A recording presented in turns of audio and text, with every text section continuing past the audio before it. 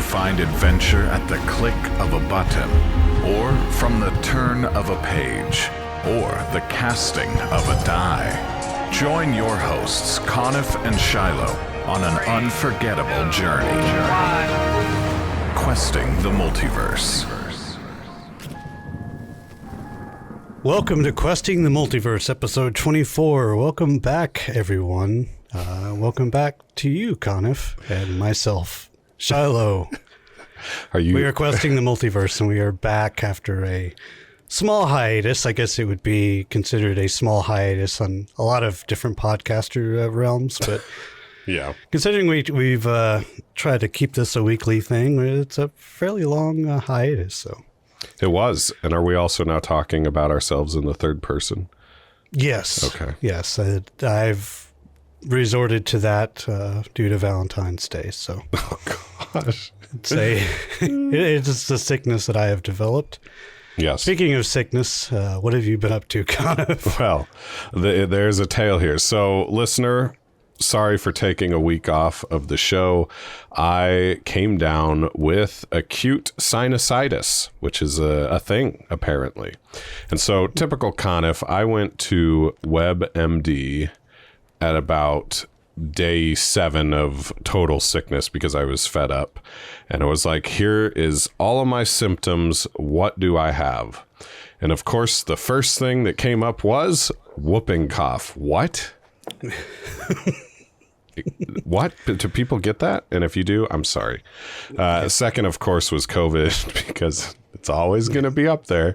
And then third or fourth down was actually acute sinusitis. And so I'm reading all these things and I'm like, that seems like the most likely. Well, we didn't just leave it up to WebMD, but the whole story, and this is, I'm getting all my talking out now, listener, because while I am better, my voice isn't 100% there. And, we're just going to chit chat about things that Shiloh's concocted for this episode. But so I got sick on the 3rd, which was more like flu-like symptoms, just like nausea, wanting to just sleep all day, all this stuff. And that would have been, I think, a Saturday. And so then Sunday, I stayed home with another 2 kids that were sick. And Monday, didn't go to work. Tuesday, didn't go to work. And then by Wednesday, I was starting to feel a little better.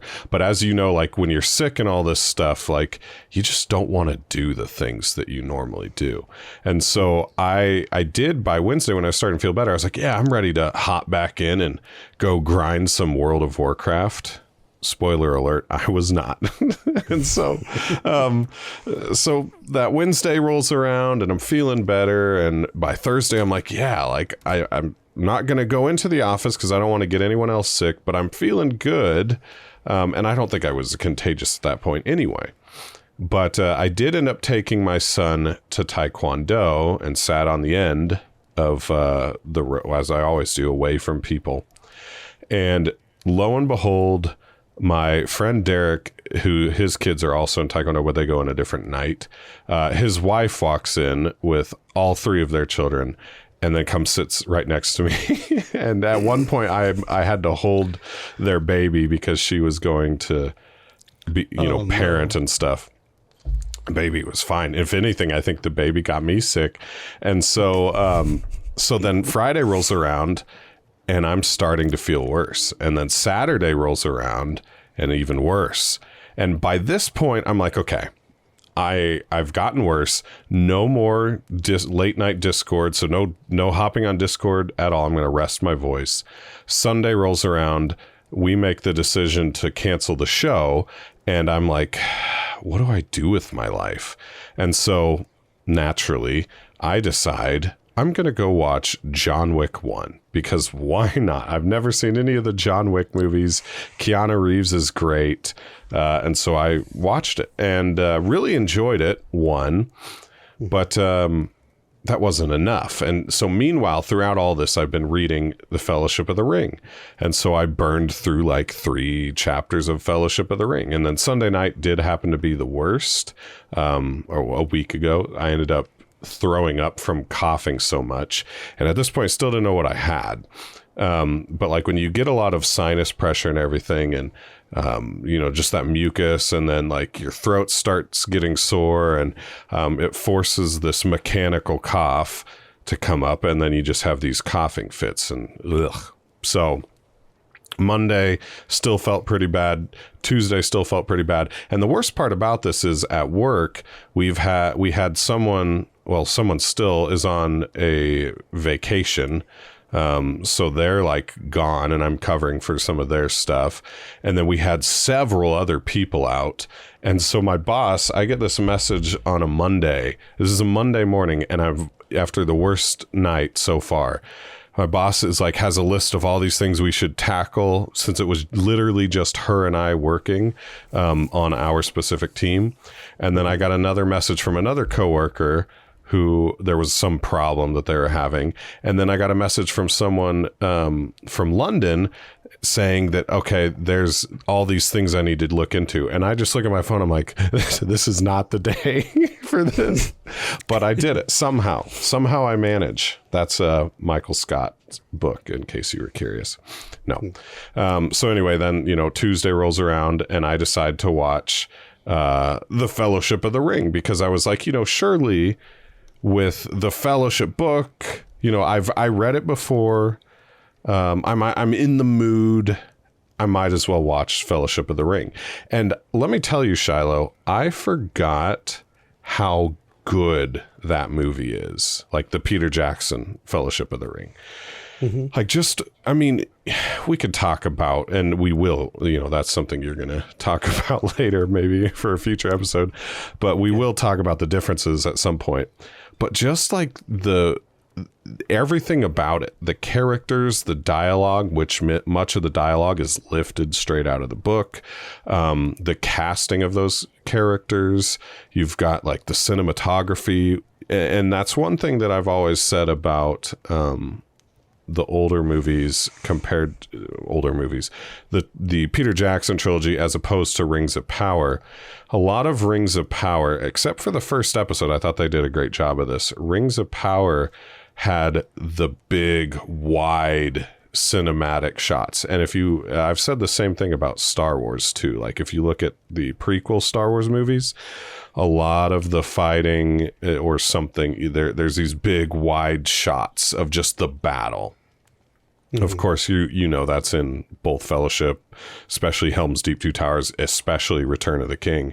And it's just different because nowadays it's all the close up, it's all the close action, the gritty details. And I don't know, I think it loses some of the epic quality. Yeah. So that's neither here nor there. So I decided to watch part of the Fellowship. And then, as you know, and of course you will share, I'm sure, Wednesday was Valentine's Day. Well, I finally go to the doctor on Wednesday, and, they check me all out. And sure enough, they hand me the brochure of what my suspected diagnosis is, plus my medication plan, and acute sinusitis. And I was like, I knew it. Also, Discord notification just shadow entered into this episode because I forgot to close out Discord. So here we are. We're rookies at this, apparently. We've been gone so long, a whole 2 weeks or 1 week, I guess. So to finish this long and lengthy and drawn out, boring story, I start taking, the antibiotics on Wednesday, and some other things like not an actual neti pot, but like a little bottle with warm water solution. You squeeze up one nostril, comes out the other. That's an experience, by the way. Just a few other things.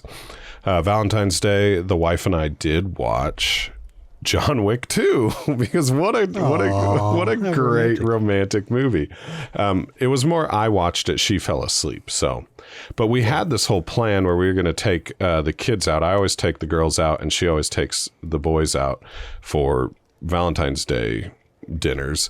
Well, we've had to put a rain check in on that because I've been sick for like 2 weeks. So John Wick 2 for us it was. Then Thursday, started feeling actually truly better now that I was on some medication and finished watching Fellowship of the Ring, because I don't think I did it in one night. Friday started watching The Two Towers. Last night watched another hour, and then this morning watched the last hour. So it was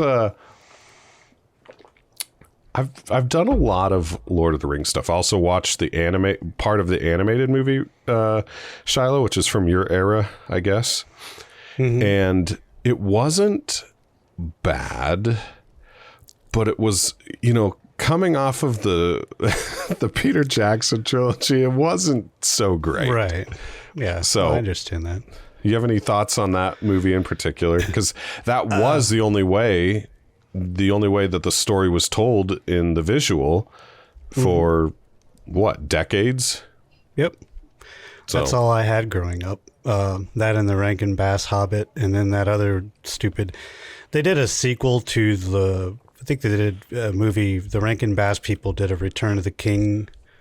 That's supposed to kind of follow up from the Lord of the Rings animated thing that you watched in '78 or whenever that was released. Yeah, 1978. Which I didn't finish it. So does it even go through the whole story, or does it kind of? No, it cuts off fairly early. I don't think it even gets to. I think it ends at Helm's Deep. I should finish it, honestly, just to kind of. I got up to the part where. And this is one of the differences. Of course, all three are different, but like when Frodo gets stabbed with the Morgul blade at Weathertop. Mm-hmm. In the Peter Jackson movie, Arwen is the one that finds them and takes Frodo to Rivendell. In the animated movie, it's Legolas, which I thought was just hilarious. And then I guess, and I'm not quite there yet, and I don't remember from 20 years ago, but I guess it's Glorfindel that does so in the books. And Glorfindel is kind of a larger-than-life elf hero who is famous for defeating a Balrog. So all three of them just were like, screw the book. Which we'll just whatever. Yeah. Whatever we want. Whatever you want. So that's about where I got up to in the animated movie, but... Yeah, that's literally, I mean, aside from those things, I have leveled some in World of Warcraft. My Blood Elf monk is level 47 currently. Oh, that's good. So I'd made some progress. And then I've played a massive amount of Fortnite, including Fortnite Festival, because there's apparently nothing more therapeutic for me than... tapping on a keyboard like I'm pretend playing a piano. So, and then the last thing I was going to say before I turn this to Shiloh and he just runs train on the whole episode. That's probably not an appropriate thing to say, is it? But no, it's a family show. Okay. Sorry. I'm wearing this shirt as a special honor to our production underwriter. I don't know what type of term he wants to be called.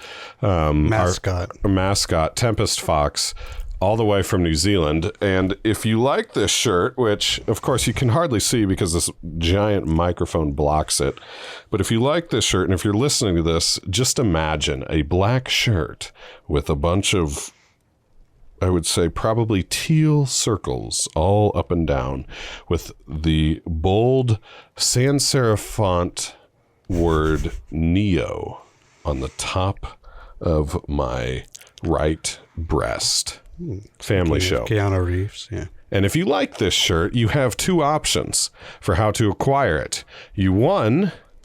Either fly to New Zealand, Wellington, New Zealand, go find Neo Cafe, become a employee of the store, and then you will be given a shirt to wear when you work. Or two, spend 2 years befriending the owner's brother and play many hours of games with him, tell lots of tales with him, sharing laughs, tears, blood, sweat, whatever. And then hopefully they decide to mail it to you. So, yeah, this is where we're at. Anyway, that's the end of the Coniff segment of this show. Of course, I'll have things to say for the rest, but I'm going to sit back. I literally just said I'm going to sip back because I was going to say I'm going to sit back and sip my tea, but cheers. Right. Cheers. Well, hopefully you sip that Stormtrooper mug better than a Stormtrooper shoots. What have I been up to? Oh, man. Well, just a week of hell, literally. This past week. It's over now. And That's good. In better spirits. It's just Valentine's week, and anyone that has ever worked in any kind of restaurant, or especially a fine dining restaurant, we're a destination spot, especially for every local in a 100-mile radius that can't get into Nashville is somehow trying to get into your restaurant. And That's we've hilarious. been booked for weeks, like almost a full month, really. And we were short-staffed near the end of it. Just everything, like flu and colds and God knows what. We had one guy that basically showed up for Valentine's Day night and then didn't show up the rest of the week. I was suffering through a cold at the beginning of the week, so was the chef owner. Oh, no. He was really struggling, especially on Valentine's Day night. And then near the end there, like Friday night, I don't know what hit me, but I felt like I was getting the flu. Oh, no. Kind of just got home. I'm family sitting. I'm dog sitting the family dog. It's been a long weekend. Oh, I'm family sitting. You know, the worst family. part about this is when you said family sitting, the image. You just had a visual in your mind, and of the just a family sitting. It's in my worse bedroom. than that. So in the book The Road, the son and the father This isn't stumble good. upon a house with a locked door, and they pry open the door and go down in the basement and see That's a the group of worst part. people. Their legs cut off. Yep, and they're being kept They're as chained to the basement food. poles. Yeah. So that's what family sitting. I was like, wow. Well, thank you. I appreciate that. Yeah, you're welcome. Cheers That to is you. Do you have tea? Because maybe we should virtual. Actually, I have coffee. Oh, well, of course. Cheers to that. But but anyway, I'm a draw. It just was a long week, but I got better. Okay, here's I a did get question better. for you then. Yes. Because you worked in a restaurant this whole week, what was the most ordered dish, or the dish that you had to make the most this entire week? Is there one that stands out? We had a 6 or 7 course menu. I can't even remember Holy at this point. smokes. For Valentine's Day night. Oh, so was it all the same thing then, or you could pick and choose from a few options? No picking and choosing. It's just 7 here's courses. what you're getting, like it or not. And that's the Well, way so I that like doesn't really count then, because you did make the same thing for literal hours on end. Yeah, basically. But it was different, and once you get on a roll with that, it's fairly easy. Yeah. Anyway, I have not played a lot. Obviously, I basically went to work, got home, I watched a show, and then I went to bed, and then I woke up and rinse and repeat, basically from Tuesday to whenever. I don't even remember when our last episode was, but since then It was a sick episode. I remember that too. I drove to Lexington area called Midway, Kentucky. It's in the Lexington area of Kentucky, and I delivered a table on a Monday. That was an adventure. Nice people. They were, their daughters were Lego enthusiasts, and they were basically needed a replacement kitchen table and thought, well, look, this is a in their words, it was a gaming table, or it met what they wanted to do without all the Hoopla. gaming stuff attached to it, which is kind of what we were aiming for with the table design anyway. Yes. But so that was an adventure. But yeah, like you, I've been watching. I did read 3 chapters. So our buddy Ardeth kind of threw this out there on his Twitch stream. If you follow him, I'll post a link in the show notes on our Discord. But he has been kind of trying to run a 3-chapter, read 3 chapters, and then on his Twitch stream he'll sit and kind of talk about it, and we've kind of picked up on that. And yep, you don't have to pull my arm very hard to read the Fellowship. Any Tolkien. So yeah, and I excuse me, I haven't read it in years, so it was a fun read, and I need to get back and start reading a few more chapters here and there. But a lot of it I've also been listening to. I read some, and then I'd listen to an Audible because it's fun to listen to that and clean and multitask, which I've had to do a lot this week. And so just been doing that. I've been watching the most recent season of True Detective, Night Country, and I've been enjoying it. I know it's been getting some praise, and it's sort of mixed with people because, and I want to get to this later with a quick topic, but I think whenever you have a particular genre and it kind of branches off and does something a little bit different, you're bound to lose some people and then kind of gain the interest of others a little bit more acutely. Okay.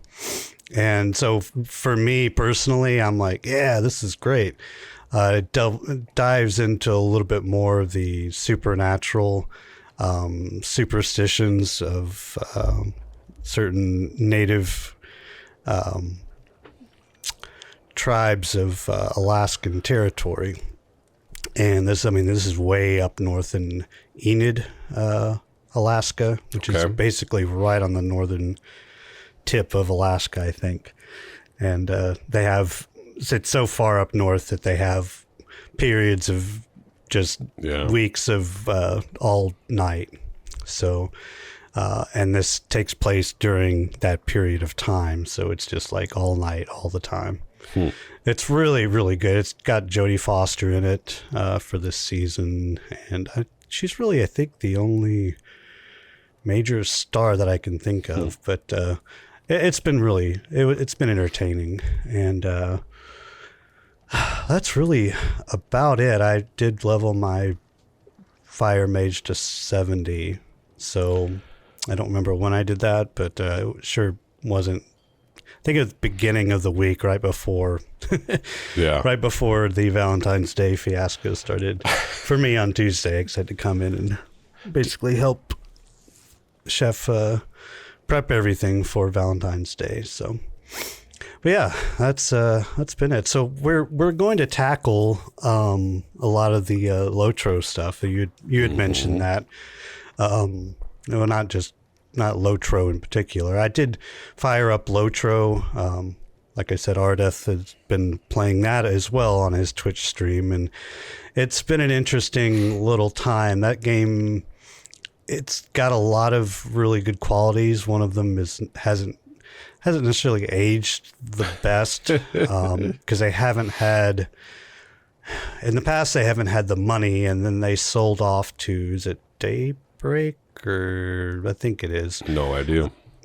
Another student, Turbine, used to run the game. I do remember when that was happening. Yeah, and they were going to revamp the game.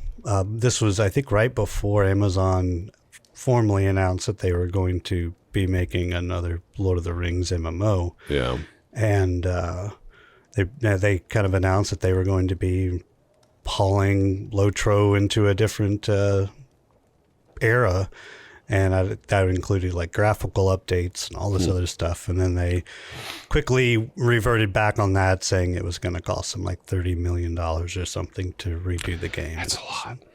It's a lot of money. Yeah, to pour into. They could just basically make a new MMO at that point. And sometimes when you have an old broken car and it takes more to fix it than it would to put a huge down payment on another car. It's best to just let the car go and just buy a new car. So yeah, that's probably what they decided. It's still a playable, serviceable game too. Oh yeah, and it's a very, very good game. It's slow. The combat is slow, and but the world obviously is just, it's on its own as far as the level of content and all of that, and the lore, and it's worth exploring and playing just because of all that. But it can be a little, especially nowadays, it can be hard to play just because it is an older MMO, and but it looks good. Other than maybe some of the character models and character animations and things that look a little clunky, it to me it looks good, for what it is. So, but anyway, we're going to be covering that. We're going to cover some Fellowship of the Ring coming up. Not next episode. Next episode, we've got our buddy Jordan. Yep. It's going to come in and talk board games. So we'll be looking forward to that. But so probably for episode 26, we're going to focus in a little bit and kind of start on a kind of Lord of the Rings inspired questing the multiverse. So we'll cover the books. I've played probably almost every single video game Lord of the Rings has ever put out. Some are complete garbage. Some are okay. There really hasn't been that pinnacle. I guess you would consider like Shadow of Mordor, Shadow of War. Those probably, and I particularly liked War of the North, I think it was. And then Lotro. Yeah, the Two Towers and Return of the King movie tie-in video games were actually really good. Maybe that's what I'm thinking of. Yeah. But War of the North, I think, was more of a kind of a strategy type of game. I can't remember. Sounds familiar. And then they also had a Fellowship of the Ring that was more of like a solo adventure style game.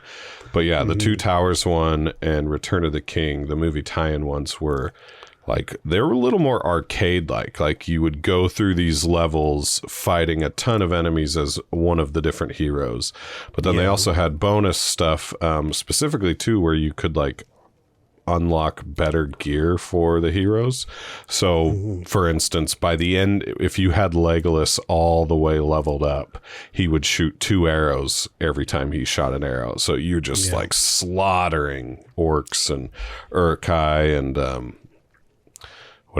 denizens of Mordor. So those were fun. But that was also, I mean, we're talking like 2004, 2003. So it's like a long time ago. We'll be covering a lot of that. And I don't know if you have any experience with the MTG Lord of the Rings stuff. I know there was a Lord of the Rings.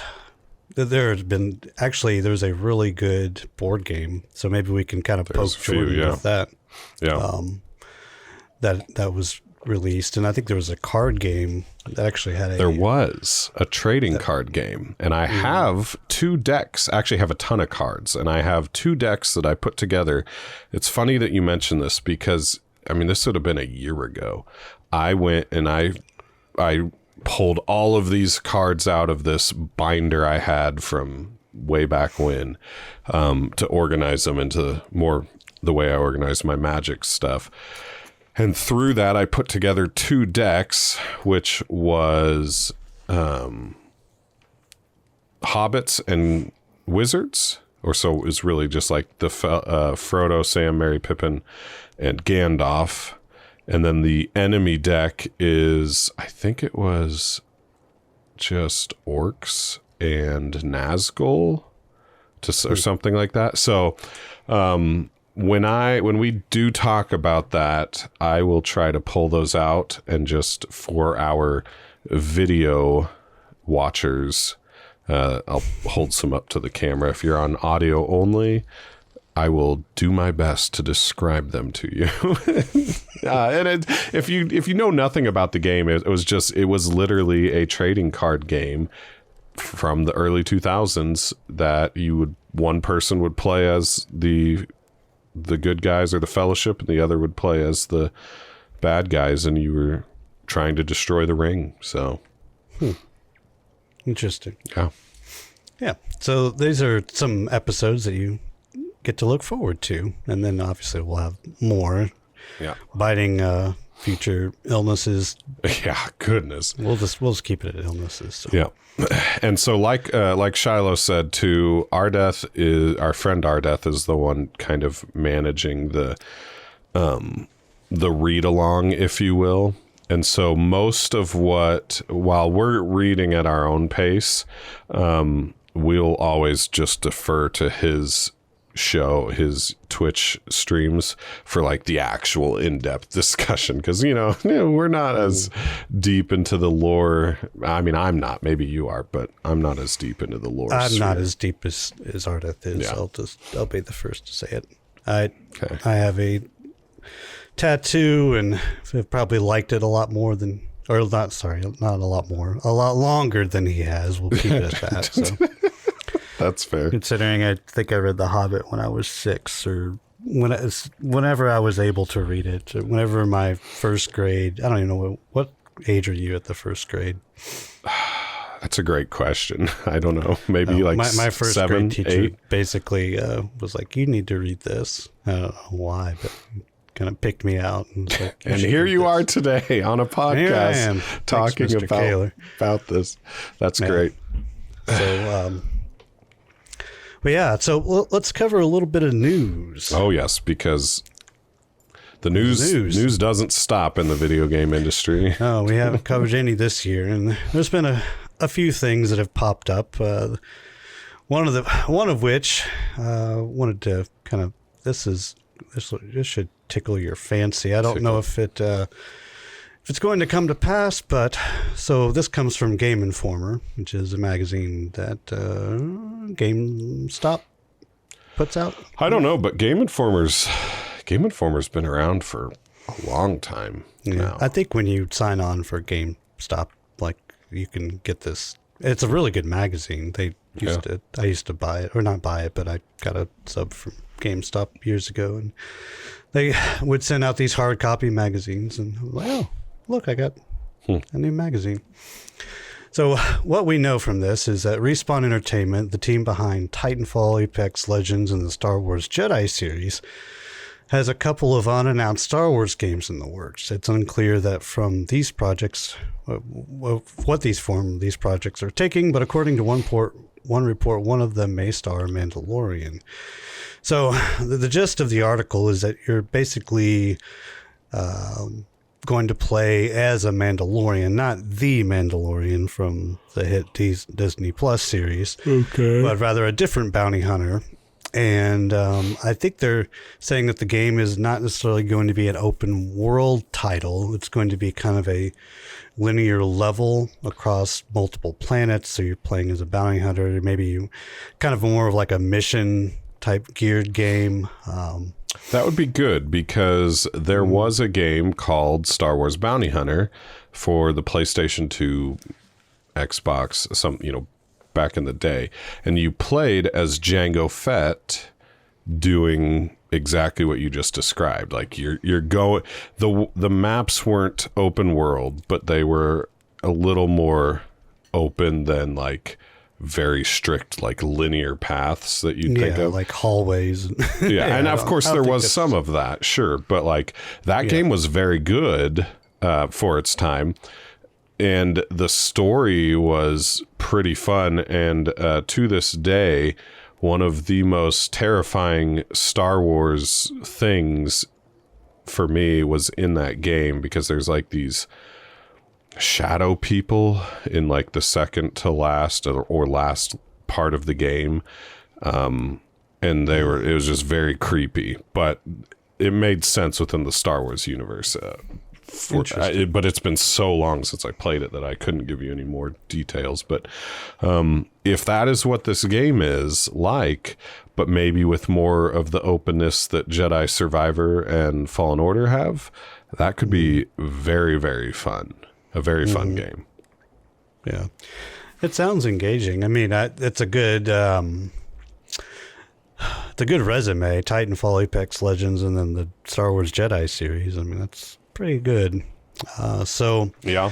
we'll see. It says that players will have access to Mandalorian gadgets, such as a jetpack, grapple hook, wrist rocket, and a visor for scanning and tagging enemies.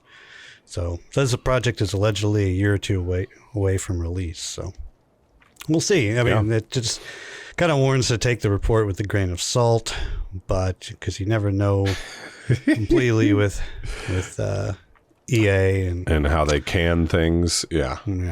So we'll see. But that's exciting. Yeah. The next little bit of news is that Baldur's Gate has a new kissing patch. Just in time for Valentine's Day. Right? Which, of course, is in the past, if you're listening to this at all, I guess. But here we are. So this article is from Polygon. Larian Studios has its priorities straight. Its newly published patch improves a fan favorite activity in Baldur's Gate 3, kissing. Baldur's Gate 3 already had a bevy of potential lovers, like everyone's favorite Shadowheart, and offered plenty of opportunities for kissing. It's important. But the studio's been hyping up improved smooches for days now, and on Friday, players, I guess this past Friday, players got to look at what that actually means. So I've yet to check this out. I've actually been wanting to, because I am sort of in a limbo stage with MMOs, I suppose you could say. I mean, kind of waiting in the wings for a while and just kind of like just putzing around doing that. But I'm like, I should really get back and either finish or restart and maybe make a new character and just completely, I don't know. I haven't really decided what I'm going to do. Yeah. But you do need to finish. Get back into it. You need to finish a game. And when you do, we will do a full episode on Baldur's Gate, spoilers and everything, beginning to end. Yep. And I will tell you all about the new kissing.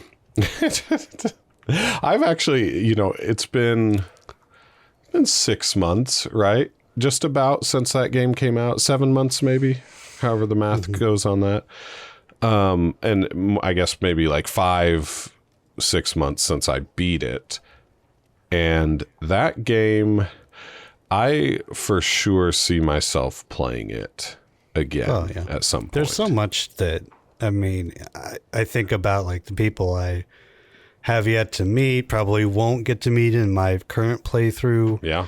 All the different things that I have just, like Shadowheart died in my game. Like completely Speaking just died. See, yeah, exactly. I mean, and aside from that, it's like, I think the problem that we maybe created for ourselves was that we played our single player and then we started a multiplayer at the same time, which was fine. And it was a ton of fun with Jeff and Tempest. But we literally then played that Act 1 like doubled up. And so we experienced nearly everything that you could experience before getting to the Underdark. Yeah. That's true. But so it's not just the kissing patch. It's not. Say. So there are, there's a number of different fixes here. A number of different cinematic scenes in the Elf Song Tavern to feel more intimate when you and your romance partner decide your future together. Anyway, it might be a spoiler. Well, and you know that they also added a whole bevy of epilogue stuff too that I haven't even experienced because that was after I beat the game. So, the bunch of new idle animations for some companions at your camp, like Lae'zel studying a Githyanki disc as she does. Minthara. See, I killed Minthara, and I know no hesitation. Romanced her. Yeah. So that would be interesting. Jaheira has one for like sitting, kneeling, and whispering to a rat messenger and whittling. Minsk, like I haven't met Minsk yet, which is sad. Halsin, whittling. He's not a complete full member of my party yet. So there's a lot of different things in this patch, and it'll be interesting to maybe dive back in and get to experience some of this stuff. So, next little bit of news we have actually is from New World. If I can pull up the New World. There we go. Yeah, that game. So it's a Season of the Guardian announcement. So with New World, I'm going to speak on, I guess, both our behalves, because you currently don't play, won't play. So yeah.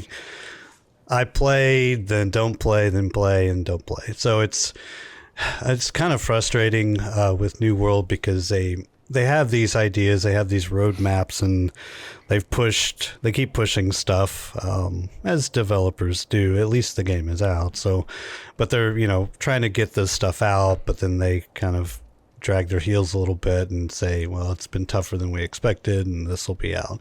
So they were going to have a big announcement in May, and I think that's been pushed to June. But then they come back and they announce this, so it's kind of tit for tat with them, I think, at this point. So you kind of like have to just keep up with what they're doing, because they will disappoint, but then they'll kind of surprise you and throw a curveball. They are adding gamepad support, in-game gamepad support. Yes. And that will come. It's already out on the public test server. I haven't messed with it yet, and because I don't have the public test server downloaded, because it's just too much space in my hard drive, and I don't want to bother with it. But it will be out on March 12th. That is the big thing. There's a bunch of, also they've announced the Season of the Guardian. It's a new season for the game. There's some cooking trade skill changes, and they've re-updated the Shattered Mountain main story quest, so that will complete their entire kind of revamp of the main story quest, with kind of improved, more quests and stuff to do for each zone, which has been kind of really interesting and fun to do. But then the main thing for me is the controller support, which I've tried controller support on Steam, because it is available, and there are some good ones out there, but I couldn't get it to work right, and I'm not really skilled, or I don't have the brain power or the patience to really map out a controller for every little function for Steam. But so this is going to be interesting to see how it works, but they're offering, it's basically two different settings with, I guess, updated down the road. You're going to be able to remap stuff. So that's really exciting. And a lot of people foresee this as being kind of the precursor to maybe this game coming out on consoles, if not just maybe one of them. I don't know where. We'll see. But I think this game would do very well on console, honestly. Yeah, I think so too. I think it would breathe some life into it, and they have to. The thing is because they've announced the Lord of the Rings MMO, well, re-announced I knew a new one, yeah, that it is coming out on console. So they've put their foot down and said that, and now they have to kind of back that up, and this is the way that they're going to have to back that up. So this is kind of and it makes a lot of sense. This is the precursor, kind of the testing grounds for that MMO. And so it's coming. We just don't know when. A lot of people are expecting it by the end of this year. And I think that would be good for the game. So, because there will be other things for PC players to play, like, well, I guess Throne and Liberty at some point will come out both on console and PC. Ashes is obviously coming out only on PC, and PAX Day only on PC. So you're going to have a lot of PC gamers are going to have some new MMOs to sink their teeth into, and console gamers won't.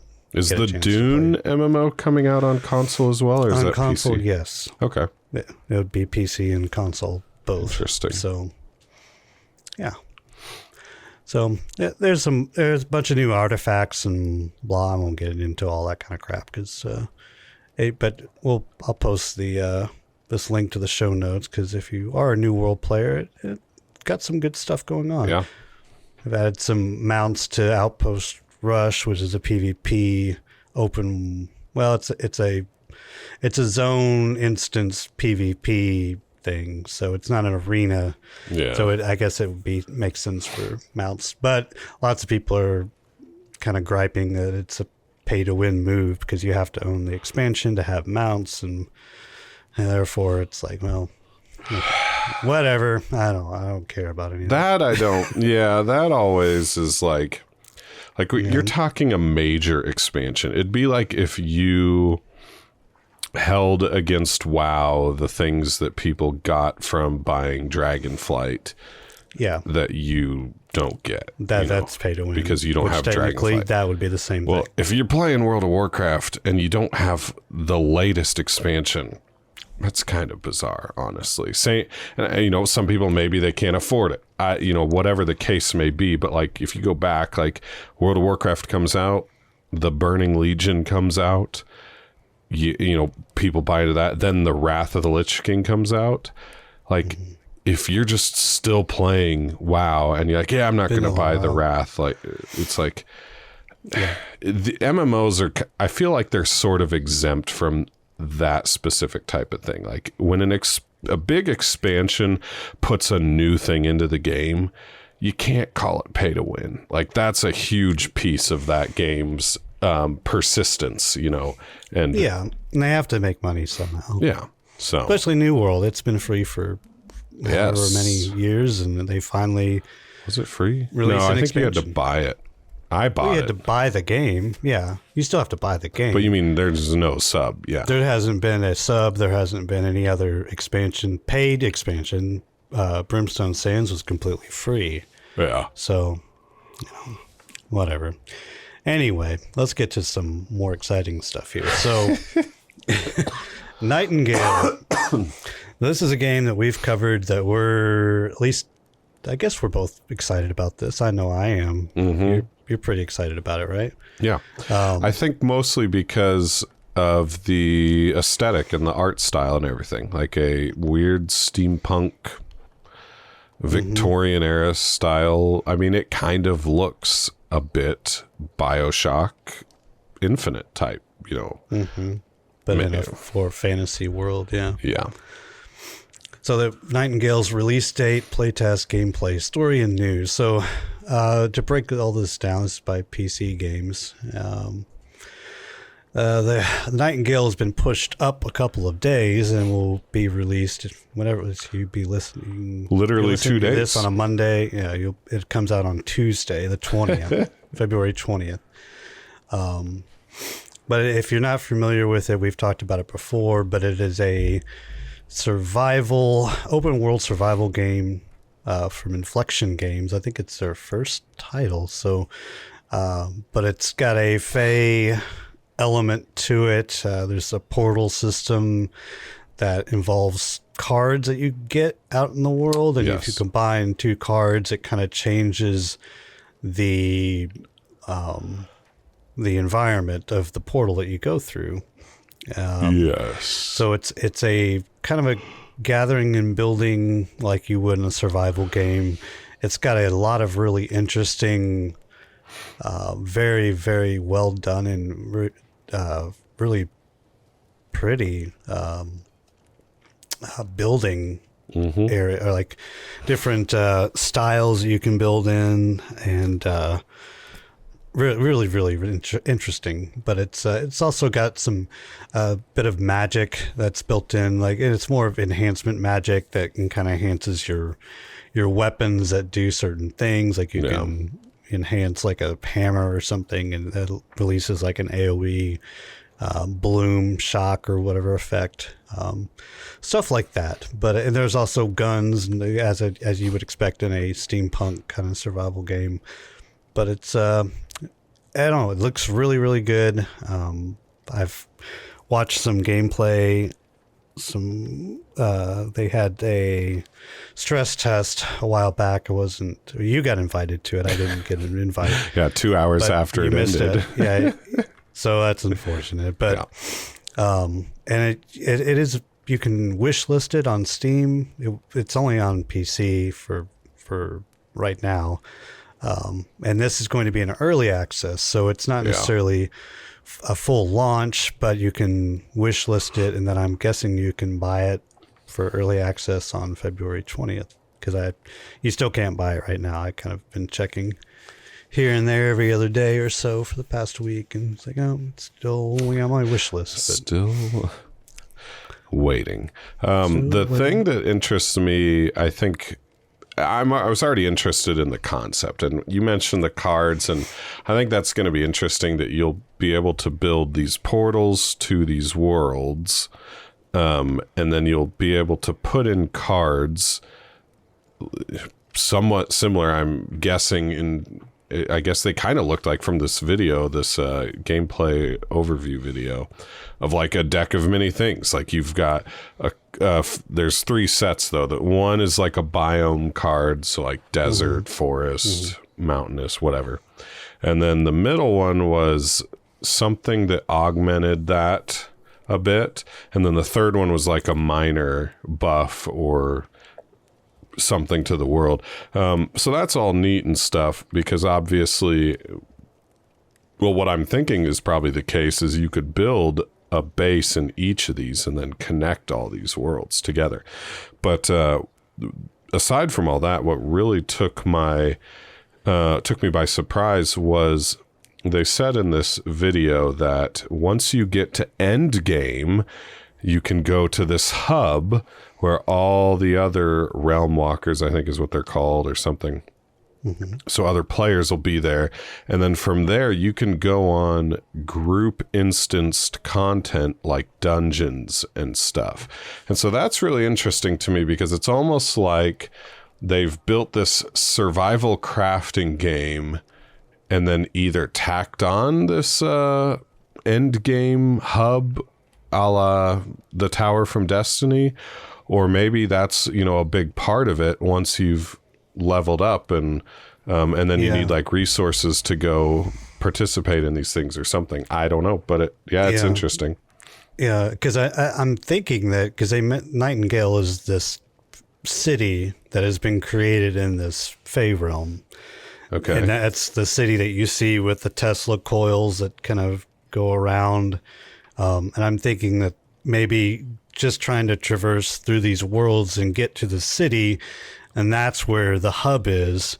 And then you kind of get your team together, and then you go out into these crazy, fun little missions and stuff. And that maybe that's the cycle of the game, and that's how it works. I don't really know. I'm just speculating. Yeah. Right? Kind of spitballing stuff right now, but I think that would be cool. I think that'd be really, really interesting to kind of have this, the intro, the beginning of the game is kind of the beginning and the end of a lot of survival games, and it just kind of seems a little bit fruitless. Like, really, I mean, you think about it, like, just going to go out and gather and kill stuff and gather and kill stuff and gather and kill stuff and build and build and build. That's kind of what life is, really. But anyway, I don't want to get too philosophical here, but here we are. But here we are. But so the end game would be this, like, you finally reach this pinnacle city, but yet there's still more stuff that you need to do. Maybe that's how the story is fleshed out, and that, I'm hoping that that's the way it is. So, because that would be really, really interesting. And then they can kind of tell the story through going on these dungeon crawls and stuff with other people. That would be really, really cool. But well, that's always been my, not complaint, but my sort of the thing that detracts me from survival games. Yeah. Is that no like, I love the beginning when you're struggling to survive. But it just keep doing that over and over and over. Yeah. But then you get to the end, really high up there, your gear's great. You've got this fortress that you've built. It's like, okay, then what's my purpose to continue this? So we'll see, I guess. Yeah. So that's pretty much the news. Yeah. Among other things, I know Helldivers 2 just released, I don't know, a week ago, 2 weeks ago, and that game is taking the world by storm. It looks like a ton of fun. I mean, it's co-op PvE, and you basically drop into this map and you fight hordes of bugs or robots.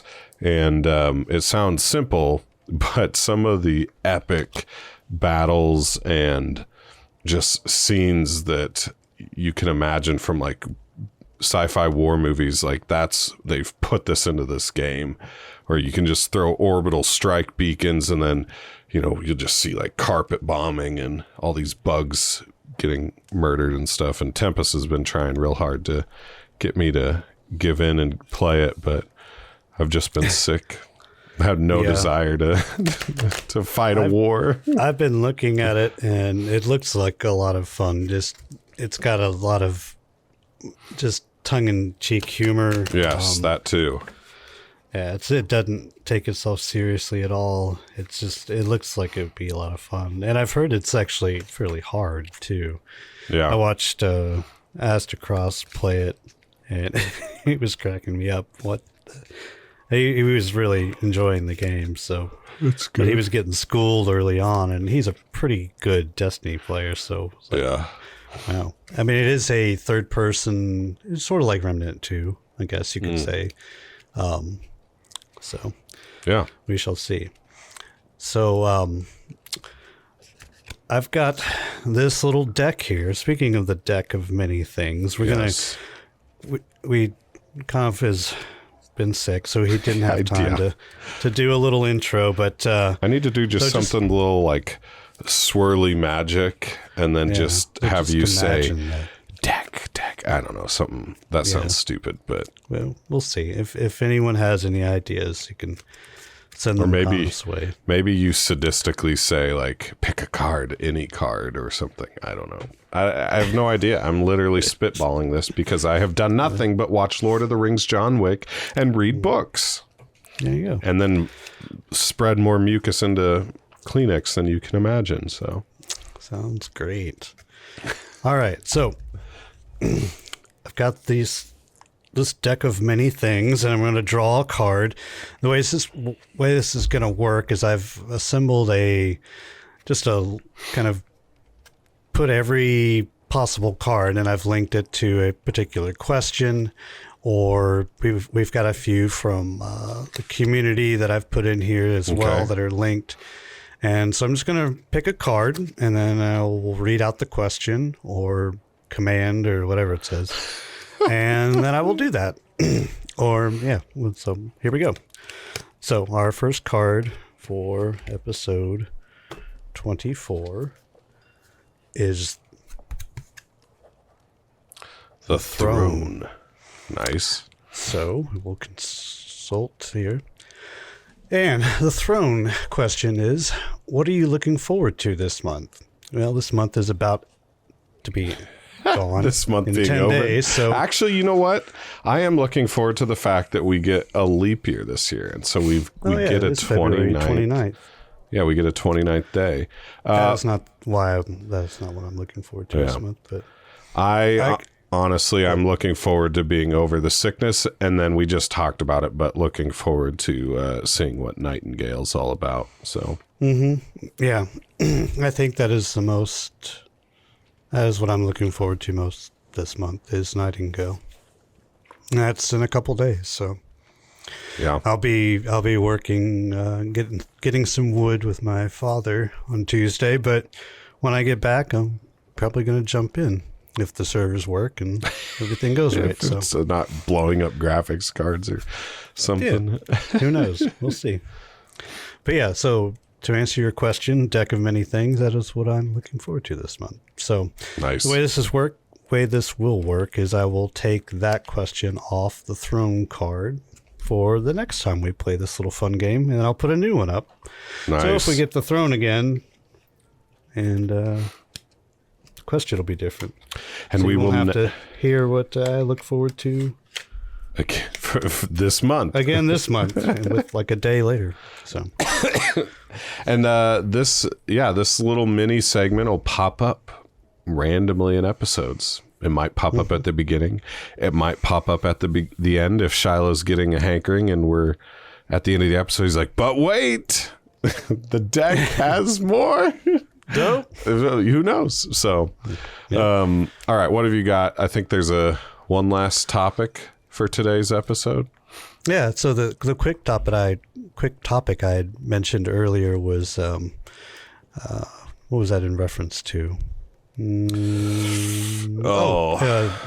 True Detective. Yes. Night Country. So differences in consuming various art from a niche frame of mind versus a normie. So, and this comes up a lot, and it was particularly noticeable for it really hits hard when a niche show, movie, even musical artist, it can even happen in video games. It probably happens in board games. Maybe we can ask Jordan, but if you have anything to add on this, please do. But I'm going to give an example. Okay. I'll give the most recent example was for True Detective Night Country. So it is I would consider that show a very niche market. It's a detective show, so it's got mystery. It's a mystery based show, adult themed mystery based show. It's got a lot of elements of sex and drug use and murder and prostitution and God knows what. But it's all over the map. Stuff, yeah. Yeah, typical Hollywood. But the first season with Matthew McConaughey and Woody Harrelson, won a lot of awards. It's a very, very good season. It kind of reinvigorated McConaughey's career, I would say. And then I don't think he's really done anything since with it. But anyway, very, very good. And it's based in Louisiana. So there's a lot of, I would say, I guess you would call it backwoods country, hoodoo voodoo-esque kind of stuff, like real, but it doesn't really dive into that too terribly. It just kind of hints at it, but it's not really actively involved in the plot of the show. Like, it doesn't interfere. It's just kind of touched on and makes it even creepier with antlers and all sorts of weird, wicker stuff that's, in the swamp and all sorts of stuff like that. This season of True Detective, it gets a little bit more supernatural. Yeah. And I'm not going to say that the supernatural are involved in these, there's multiple murders. Obviously, it's a detective show, so a murder is involved in some capacity, and so there's not really a spoiler. But and so it's not really clear, and the show it's a weekly HBO show, so there's no real conclusion to it yet. But for now, it seems like there could be pulling from that supernatural element a lot more. And so I'm just wondering, and this happened in Game of Thrones as well, if you can remember when Game of Thrones really hit and people started to watch that, and you had different elements. As a fantasy fan, I was all for White Walkers, dragons, but a normal person, what I call a normie, quote unquote, probably watch that show just for the drama, like the high drama of the house Targaryen and the different houses of Stark and all of that, and Lannister and blah blah blah blah. So there's kind of but they really didn't care about the White Walkers and the Green Seers. You could have the lore behind it. Yeah, you could have given me an entire show on. I can't remember their names. Crap. The Green Seers. I can't remember what brand. Jon Snow. Yeah, I know nothing. Jon Snow. I know that, but I don't know anything else. I can't remember the name of the family. I'll have to look it up once you start talking. But the Green Seers, the kind of the frog eaters from the swamp in the north. anyway, I'll look it up. But you could have given me an entire show about that, like the children of the forest and all that kind of stuff, and I would have been like, wow, this is great. But a normal person would have been like, this is stupid. Like, I don't care about any of this right now. Okay. I want to know about, the marriages and the backstabby stuff and the all the political intrigue and the action and the mountain and, which is, that's what made the show so great. It was all of that combined into one. But it's just funny listening to that. And I was talking to my chef owner about Night Country, the most recent episode or season of the True Detective series. And he was like, yeah, I was really liking it, but it gets really, really weird. And I'm like, yeah, that's what's great about it. Like, eh. And he kind of referred me to this the show Mayor of Easttown, I think is the name of the show on HBO. It was Kate Winslet. She plays like a detective in Philly, a suburb of Philly.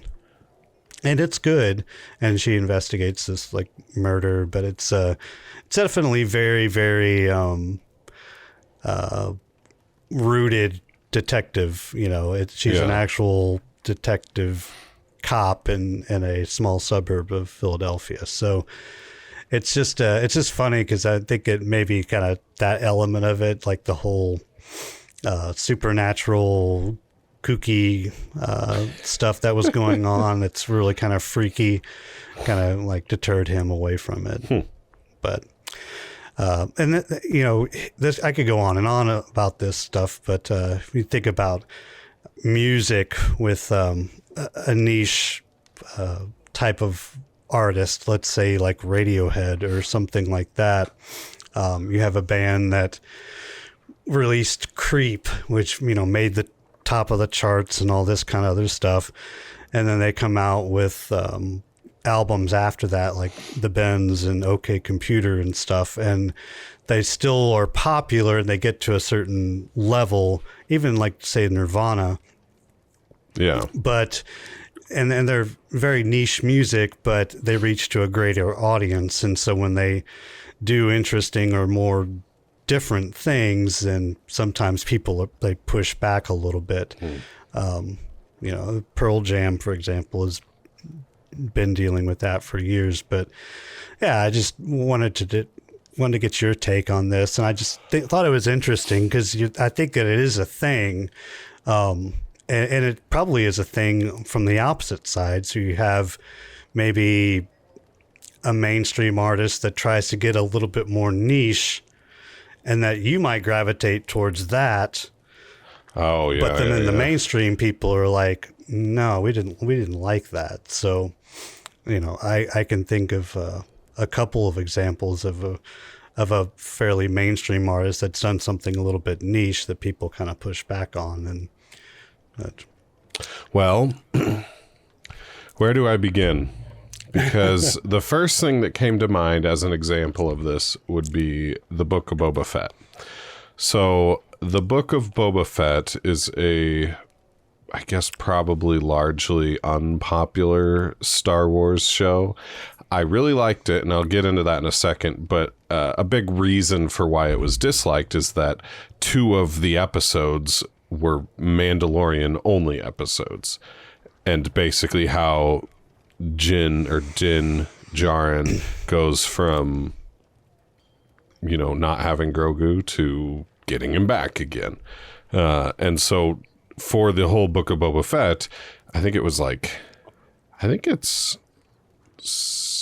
8 episodes, so I'm pretty sure episode like 6 and 7 are Mandalorian episodes, so that means you literally get 5 episodes of the Book of Boba Fett stuff, so Boba Fett stuff, and then a final episode where the Mando shows up too, and it's all blah blah blah blah blah, whatever. But the problem that people also had, and the reason I really liked it, was because the first 3 episodes of the Book of Boba Fett focus on how he goes from, if you've ever seen Return of the Jedi, Boba Fett falls into the Sarlacc pit, and of course that's where his character died in the olden days, although not really, because then some old expanded universe novels. In fact, I believe it's in this book too, right here. We got live props on the show. So this is a compilation for our audio listeners of Star Wars Tales that includes Tales from the Mos Eisley Cantina, Tales of the Bounty Hunters, and Tales from Jabba's Palace. And I'm pretty sure the story for the old universe that tells of how he gets out of the Sarlacc is in there. But Disney actually went and included that now in their canon. And so he... the first 3 episodes, he gets out of the Sarlacc pit and then gets involved with some Tusken Raiders. And Tusken Raiders, obviously, the things that attack Luke Skywalker in A New Hope. Anakin Skywalker slaughters not just the men, but the women and the children, too. All that stuff. They walk single file. Yeah. I like that you know the quotes from the kooky old Obi-Wan Kenobi in that movie. No, that's great. But anyway, the first 3 episodes are all about the lore of the Tusken Raiders, like what their culture's like, what it's like being with them in the desert, and surviving. And so I love that stuff. And I could have taken the whole season of just talking about that stuff. But that's not good TV for the mass majority of people, and they want to see Boba Fett doing Boba Fett things, which of course he did a little bit of that, like he's learning how to fight with the gaffy stick, which I think I may have just butchered that. And if I did, all the Star Wars purists are going to 1-star our show probably, but whatever. And it was very entertaining to see him respect the culture, almost become an honorary Tusken Raider, and just the details about that. And so I really enjoyed that. And the rest of the normies, as you said, did not, because it wasn't Boba Fett doing Boba Fett things. The other thing that came to mind is you mentioned music. Well, I guess not yours anymore, but Travis Kelce's muse, Taylor Swift, she started out as country. And then that was what I would say now would be considered like her niche stuff, right? Like, because now she, 1989 came out. Is that the album? And then she basically went from country to pop, and now lives in that pop space. Although she plays guitar and does some of her old country songs on her shows or her tours, I'm sure. And she's arguably the largest artist in the world, the most popular. And so it's kind of the reverse, where her early career could be considered niche because it was specific, country music, and now it's, anybody would not kill themselves, go hand over fist to try to get her as, part of their lineup or something. I don't know. Like, she's literally the most popular artist. So, I don't know if I was thinking of board games, and I don't know that it exists so much in board games. Yeah, that's true. I thought of another one, Star Wars related. I guess you would consider Rogue One kind of a very niche movie that got released under a much broader umbrella. And although it was, I think, probably the most critically acclaimed of the Disney stuff for sure. Yeah. Yeah, of the Disney stuff for sure.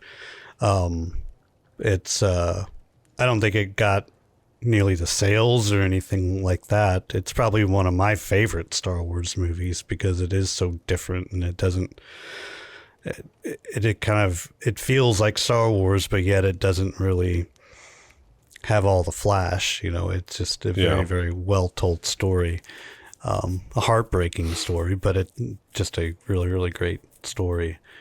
And it's just a fantastically done, written, all around. It's just a really good movie. But it was another one I thought of, and I was going to mention Taylor, but I didn't want to.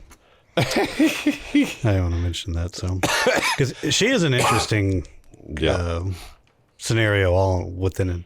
It's a whole different can of worms. So it is a can of worms. Yeah, like you said, she started out niche and then went to another niche and then went to another niche and kind of created her own, kind of ingenious if you're thinking about it, because she kind of dabbled in so many little niche products that she kind of reformed, kind of tied them all together, and now she can just pretty much do whatever she wants.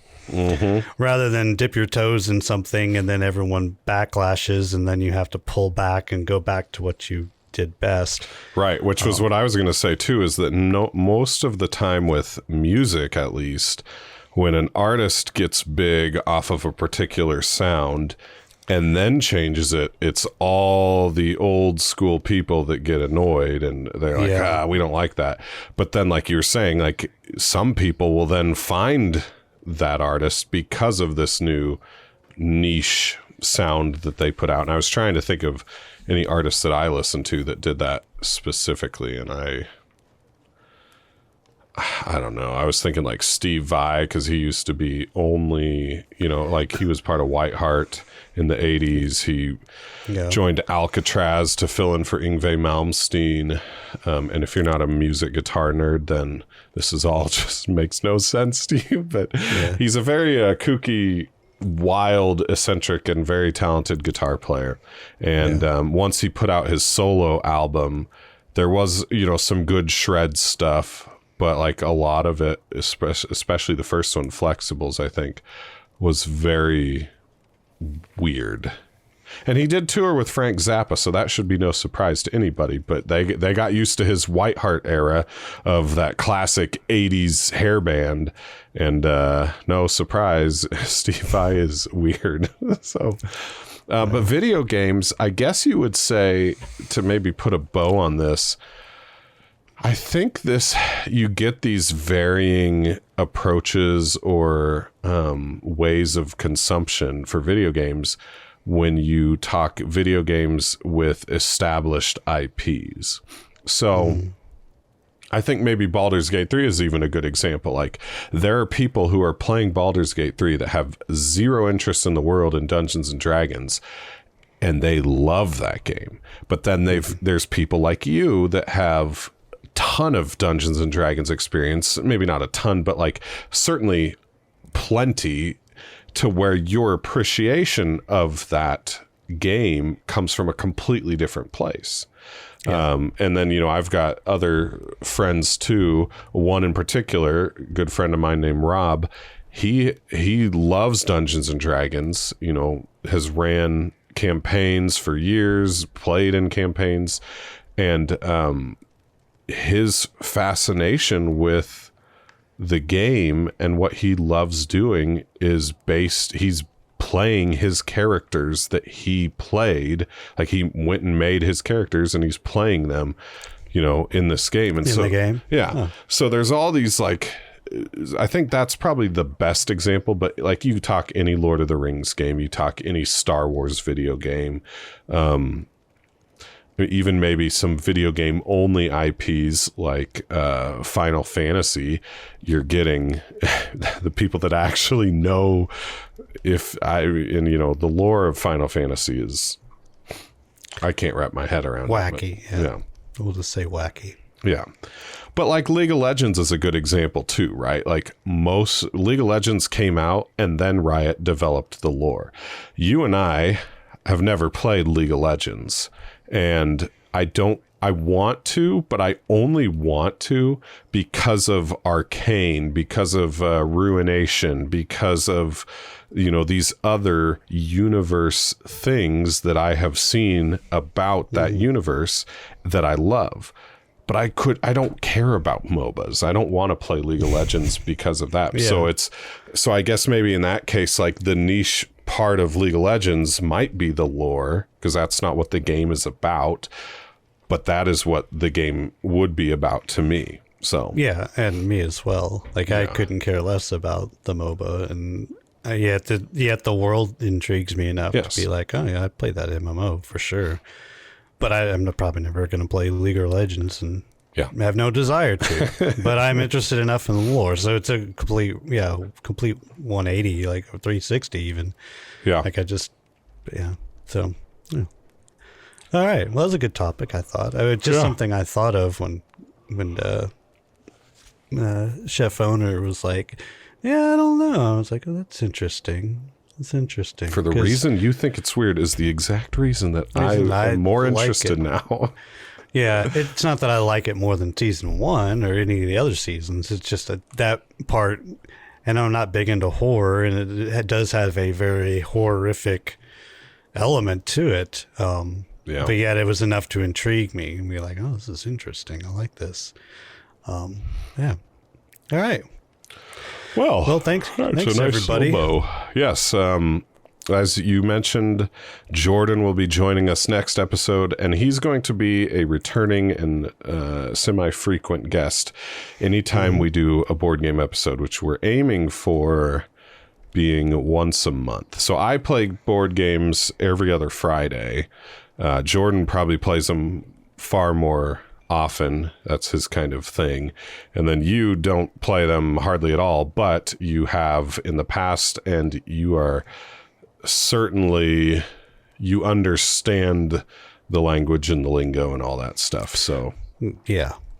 Yep. And you've got a board game on your shelf behind you anyway. So yeah.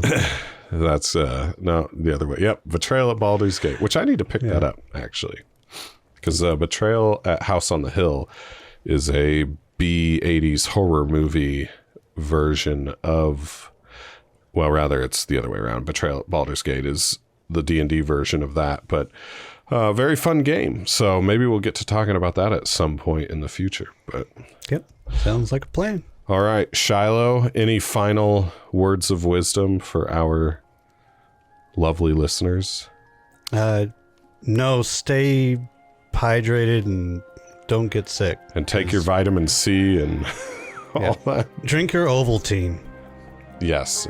Well, I always thought that was like gasoline. It always sounded unpleasant, honestly.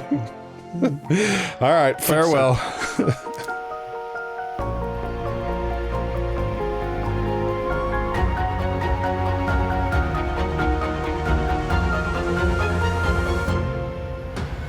Questing the Multiverse is brought to you in part by Coniff Productions, House Wood Designs, and Joel Crawford. To follow along with our adventures, please follow us on Twitter at QTM Podcast and consider joining our Discord, the link of which can be found in the show notes or in our Twitter bio. Want your questions or comments read on the show? Email us at questingthemultiverse@gmail.com. Finally, if you enjoyed this episode, please consider giving us a review or a follow wherever you listen to podcasts. Thank you for listening.